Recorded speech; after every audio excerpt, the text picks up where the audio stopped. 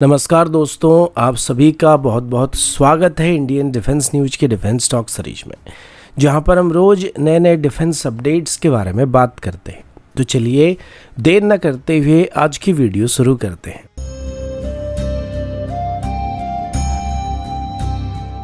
आज की पहली अपडेट भारत और रशिया की एयर डिफेंस कोऑपरेशन की तरफ से है। सोर्सेज के मुताबिक रशिया की state own defence company Rostec की तरफ से भारत को एक बार फिर से S-350 Vityaz air defence missile system को ऑफर किया जा रहा है और इस बार इस ऑफर के साथ टेक्नोलॉजी ट्रांसफ़र का ऑप्शन भी इंक्लूड किया गया है। इस प्रपोजल को स्पेशली भारत के S-400 एयर डिफेंस सिस्टम के सप्लीमेंट के तौर पर प्रोजेक्ट किया जा रहा है, ताकि भारत की इंटीग्रेटेड एयर डिफेंस नेटवर्क को और ज़्यादा लेयर और रेजिलिएंट बनाया जा सकेगा। यहाँ पर एक इम्पोर्टेंट कॉन्टेक्स्ट ये भी है कि भारत की तरफ से लॉन्ग टर्म फ्यूचर के लिए S-500 जैसी next generation anti ballistic missile defence system में इंटरेस्ट दिखाया जा रहा है, लेकिन सोर्सेज का कहना है कि S-500 सिस्टम अभी भी लिमिटेड डिप्लॉयमेंट फेज में मौजूद है, यानी कि इसको लार्ज स्केल में मैन्युफैक्चर करना अभी संभव नहीं है, जिस वजह से इसको अभी भारत को दिया नहीं जा सकता है।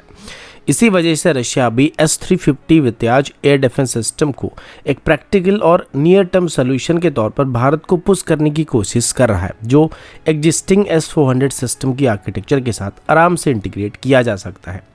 अब ये पहली बार नहीं है जब S-350 सिस्टम को भारत को ऑफर किया जा रहा है। पिछले कई डिफेंस एक्सपो में रशिया की तरफ से इस सिस्टम को शोकेस किया गया है और बार बार ये हाईलाइट किया गया कि S-350 इंडियन थ्रेट एनवायरनमेंट के लिए काफ़ी सूटेबल होने वाला है। स्पेशली लो अल्टीट्यूड और सैचुरेशन अटैक सिनारियो के लिए ये एक सूटेबल ऑप्शन होने वाली है।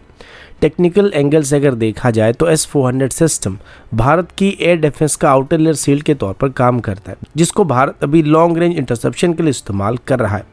वहीं S-350 सिस्टम को भारत अपनी मिडिल और इनर लेयर को मजबूत करने के लिए इस्तेमाल कर सकता है, जिसका main role low flying target, drone, swarm attacks, high speed projectile और क्लोज रेंज थ्रेट को न्यूट्रलाइज करने का होने वाला है। लेकिन फिलहाल भारत के पास अभी S-350 सिस्टम को मैच करने के लिए मल्टीपल एयर डिफेंस सिस्टम मौजूद है, जिस वजह से शुरू से ही भारत की तरफ से S-350 सिस्टम को एक्वायर करने के लिए कोई खास इंटरेस्ट को दिखाया नहीं गया था।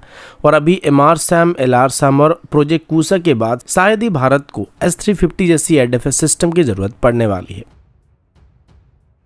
अगला अपडेट भारत के MCA फाइटर जेट के इंजन प्रोग्राम को लेकर है। दोस्तों, जैसे जैसे Bharat advance medium combat aircraft के लिए फॉरेन इंजन पार्टनर सिलेक्ट करने के करीब पहुंच रहा है, वैसे वैसे ग्लोबल इंजन मेकर्स के बीच कंपटीशन उतना ही बढ़ता जा रहा है। इसी कॉन्टेक्स्ट में रोल्स रॉयस की तरफ से भी अपना पिच को और ज़्यादा स्ट्रॉन्ग बनाने की कोशिश किया जा रहा है। रोल्स रॉयस इंडिया के executive vice president Shashi Mukundan ने ओपनली कंपनी के 5th generation fighter engine experience को हाईलाइट किया है, जिससे एक क्लियर सिग्नल मिलता है कि रोल्स रॉयस सफरान के स्ट्रॉन्ग पोजीशन को भी डायरेक्टली चैलेंज करने की कोशिश कर रहा है।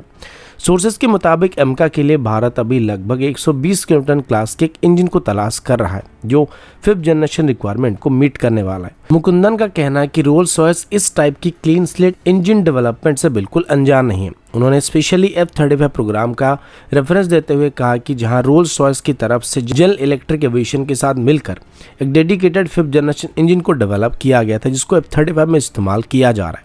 रोल्स रॉयस इसी एक्सपीरियंस को MCA के लिए अपनी बिगेस्ट स्ट्रेंथ के तौर पर प्रोजेक्ट कर रहा है। लेकिन दोस्तों, पिक्चर का दूसरा साइड भी उतना ही इंपॉर्टेंट होने वाला है, क्योंकि डिफेंस इंडस्ट्री और ऑब्जर्वर्स का कहना है कि सफरान की तरफ से अभी इस रेस में काफ़ी स्ट्रॉन्ग पोजीशन को होल्ड किया जा रहा है। सफरान की तरफ से अभी deeper technology transfer, joint intellectual property right और लॉन्ग टर्म इंडस्ट्रियल पार्टनरशिप जैसी कमिटमेंट को भारत को दिया गया है, जो कि भारत के लिए काफ़ी अट्रैक्टिव ऑप्शन बन चुके हैं। सोर्सेज का यह भी कहना है कि भारत की तरफ से भी इंजन परफॉर्मेंस ही नहीं बल्कि स्ट्रेटेजिक ऑटोनॉमी के ऊपर ज़्यादा फोकस किया जा रहा है, जिस वजह से जो भी कंपनी भारत को ज़्यादा ऑटोनॉमी प्रोवाइड कर पाएगा उसके सिलेक्ट होने की चांसेस ज़्यादा होने वाली है।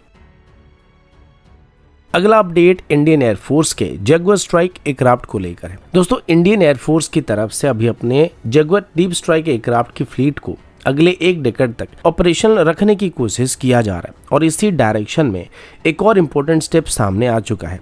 लेटेस्ट इन्फॉर्मेशन के मुताबिक इंडियन एयरफोर्स की तरफ से इक्वाडोरियन एयरफोर्स से अभी कॉन्ट्रैक्ट किया जा रहा है, जहां से ग्राउंडेड जगुआर एयरफ्रेम को एक्वायर करने के लिए बातचीत किया जा रहा है। इंडियन एयरफोर्स अभी मल्टीपल जगुआर स्क्वाड्रन को ऑपरेट कर रही है, जो कि अपनी deep strike capability, low level terrain hugging profile और प्रिसीजन अटैक रोल के लिए जाने जाते हैं। लेकिन प्रॉब्लम यह है कि ग्लोबली जगुआर ऑपरेटर काफ़ी कम हो चुके हैं और इन एयरक्राफ्ट का प्रोडक्शन और स्पेयर पार्ट का प्रोडक्शन भी काफ़ी सालों से बंद हो चुका है, जिस वजह से इनकी स्पेयर पार्ट की अवेलेबिलिटी एक मेजर चैलेंज बन चुका है।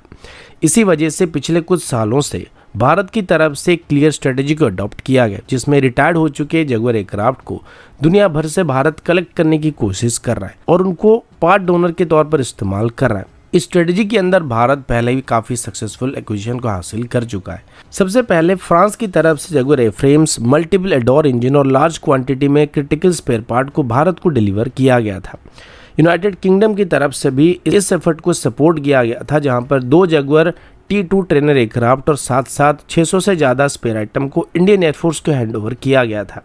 इसके अलावा ओमान का कंट्रीब्यूशन भी इसमें काफ़ी सिग्निफिकेंट रहा था, जहां पर ओमान की तरफ से 2014 में अपनी जगुआर एयरक्राफ्ट को रिटायर कर दिया गया था और उनकी grounded fleet, multiple adore engine और हजारों स्पेयर कंपोनेंट को बाद में भारत को हैंडओवर कर दिया गया था। ये सारे स्पेयर पार्ट इंडियन एयरफोर्स की डरीन 3 जगुआर के लिए काफ़ी वैल्यूएबल साबित हो रहे हैं। अब बात करें इक्वाडोर की, तो इक्वाडोरियन एयरफोर्स की तरफ से 2002 के बाद जगुआर को अपनी फ्रंटलाइन सर्विस से रिटायर कर दिया गया था और उसके बाद इस एयरक्राफ्ट्स को वार्म स्टोरेज में रखा गया था। अभी मिली इन्फॉर्मेशन के मुताबिक इक्वाडोर के पास अभी सिर्फ 4 एयरफ्रेम स्टोरेज में बचे हुए हैं, जबकि एक एयरक्राफ्ट म्यूजियम में डिस्प्ले के लिए रखा गया है, जिस वजह से भारत की तरफ से इन 4 एयरक्राफ्ट को एक्वायर करने की कोशिश किया जा रहा है।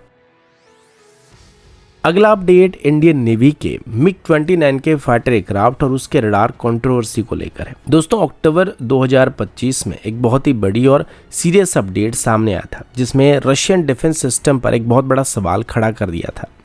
एक हाई प्रोफाइल डाटा लीक के मुताबिक इंडियन नेवी के MiG-29 के कैरियर बेस्ड फाइटर जेट में लगे हुए JUCAMI रडार अपनी प्रॉमिस्ड कैपेबिलिटी का काफ़ी बड़ा हिस्सा डिलीवर नहीं कर पा रहा है। ये leak Russian defence giant Rostec के इंटरनल डॉक्यूमेंट पर बेस्ड था, जो कि हैकर ग्रुप ब्लैक मिरर की तरफ से पब्लिक किया गया था। इन डॉक्यूमेंट के मुताबिक JUCAMI radar Indian maritime environment, high humid condition, salt laden air और 40 डिग्री के ऊपर के टेम्परेचर में एक्सपेक्टेड परफॉर्मेंस से लगभग 40% के आसपास कम परफॉर्मेंस को डिलीवर कर रहे हैं, जिस वजह से रडार की डिटेक्शन रेंज, रिलायबिलिटी और overall up time original equipment manufacturer के क्लेम से काफ़ी नीचे चली जाती है। सबसे कंसर्निंग बात यह था कि MiG-29 फ्लीट की सर्विस अवेलेबिलिटी रेट अभी सिर्फ 60% के आसपास ही ओवर कर रहा है, जो किसी भी कैरियर एयर विंग के लिए एक कॉम्बैट क्रिपल सिचुएशन मानी जाती है। ये रडार ओरिजिनली 200 किलोमीटर के आसपास detection range, multiple target tracking capability और फुल मल्टीपल ऑपरेशन के लिए जाने जाते हैं। लेकिन लीक्ड रिपोर्ट में ये क्लियरली मेंशन किया गया था कि रडार को ओवर हीटिंग, कोरोजन और सॉफ्टवेयर इंस्टेबिलिटी का सीरियस इशू फेस करना पड़ रहा है। रशियन ट्रायल में जहां सर्विस अवेलेबिलिटी रेट को 90% के आसपास दिखाया गया था, वहीं इंडियन कंडीशन में 62% के आसपास गिर जाता है। इस लीक के बाद एक और शॉकिंग एलिगेशन भी सामने आया था कि डील को सिक्योर करने के लिए परफॉर्मेंस डाटा को मैनिपुलेट किया गया था और इस रडार की ट्रॉपिकल कंडीशन परफॉर्मेंस को लैब टेस्ट में डिलीवरेटली इग्नोर किया गया था। हालांकि मॉस्को की तरफ से ऑफिशियली इन बात से इनकार किया जा रहा है, लेकिन इंडियन नेवी के इंटरनल ऑडिट्स में भी काफी सारे इश्यूज सामने आए थे, उनको कंफर्म भी किया गया था, जिसके बाद 500 करोड़ का वारंटी क्लेम भी एक्टिवेट किया गया था। स्ट्रेटेजिक एंगल से देखा जाए तो ये इशू और भी सीरियस हो जाता है, क्योंकि अभी इंडियन नेवी के पास 40 MiG-29 के एयरक्राफ्ट मौजूद हैं, जिनको INS विक्रमादित्य और INS विक्रांत से कैरियर बेस्ड एयरक्राफ्ट के तौर पर इस्तेमाल किया जा रहा है। अगर इनका रडार अभी रिलायबल नहीं होगा तो VVR एंगेजमेंट में ये दुश्मन की एयरक्राफ्ट के सामने सिटिंग डक्स बनने वाले हैं। इसी वजह से अभी फोकस इंडिजिनस AESA रडार से इनको रिप्लेस करने पर होने वाली, जिसमें उत्तम मार्क II रडार सबसे स्ट्रॉन्ग कंटेंडर के रूप में देखा जा रहा है, जबकि इसके अलावा डाटा पैटर्न की तरफ से डेवलप किए गए हॉकाई 900 रडार को भी एक ऑप्शन के तौर पर देखा जा रहा है। तो दोस्तों, अभी के लिए इतना ही। मिलता हूँ आपसे अगले वीडियो में, तब तक के लिए जय हिंद, वंदे मातरम।